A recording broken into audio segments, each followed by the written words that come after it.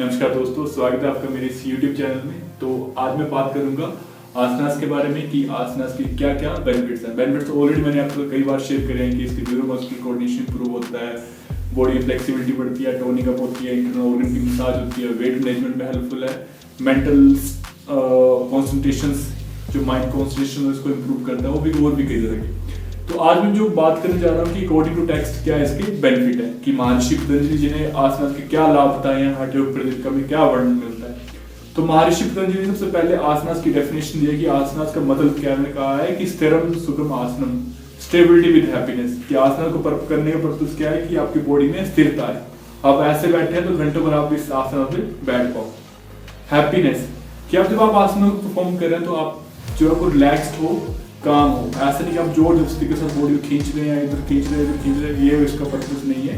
कि आपकी जितनी बॉडी कैपेबिलिटी आप उतने ही कीजिए और धीरे धीरे अपनी लिमिट को इंक्रीज कीजिए। अगर आप एक्सर्शन या फटीग फील कर रहे हैं तो इट मींस कि आप आसन को नहीं करते। आप में हैप्पीनेस होनी चाहिए। ऐसा करने से क्या होगा, जब आसन परफॉर्म करते हो उससे क्या आएगी, स्थिरता आएगी। स्टेबिलिटी आने से क्या होगा, जब आप घंटों भर ऐसे बैठ सकते हैं, आप किसी भी पोस्टर में बैठ सकते हैं, तो आपकी जो फिजिकल लेवल पे जो ध्यान है वो वहां से हटके आपका मेंटल लेवल पे आ जाएगा। आप एक काम कर रहे हैं, आप पढ़ रहे हैं, अगर आप फिजिकली फिट हैं तो आप पूरी अपनी कंसंट्रेशन को वहां पे लगा पाओगे।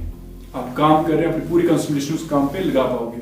अगर आप बॉडी लेवल पे कहीं पे पेन है, आपका हेडेक हो रहा है, तो आप ना पढ़ाई कर पाओगे अच्छे से। आप अगर आप काम कर रहे हो ना काम कर पाओगे अच्छे से, क्योंकि हमारा बार बार ध्यान जो है वो बॉडी पे जा रहा है, उस पेन वाले भाग पे जा रहा है।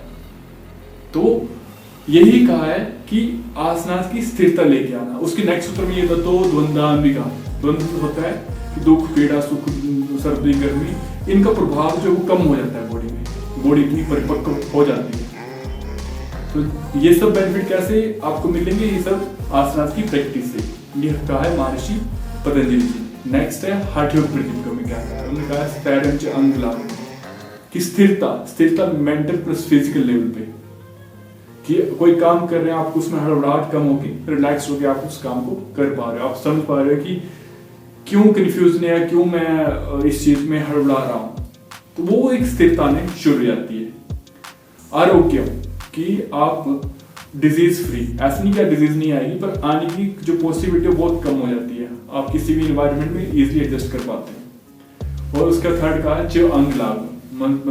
मीन्स कि अगर आप आसना परफॉर्म करते हैं तो बॉडी में हल्कानेस, लाइटर फील करते हो आप और एनर्जेटिक फील करते हो। किसी भी काम को करने से नहीं डरते। एनर्जी, कॉन्फिडेंस लेवल आपको बढ़ाएगी। तो ये सब बेनिफिट है, ये आपको तभी मिलेंगे जब आप आसनास की प्रैक्टिस करेंगे, योग को अपनी लाइफ में अप्लाई करेंगे। तो आशा करता हूँ आपको ये वीडियो अच्छी लगी होगी और कुछ एक मोटिवेशन मेरे से लेके आप भी मेरी तरह आसना की प्रैक्टिस और योग की प्रैक्टिस शुरू करेंगे और बेनिफिट लेंगे। तो मिलेंगे अगली वीडियो में अगले टॉपिक के साथ। तब तक के लिए धन्यवाद।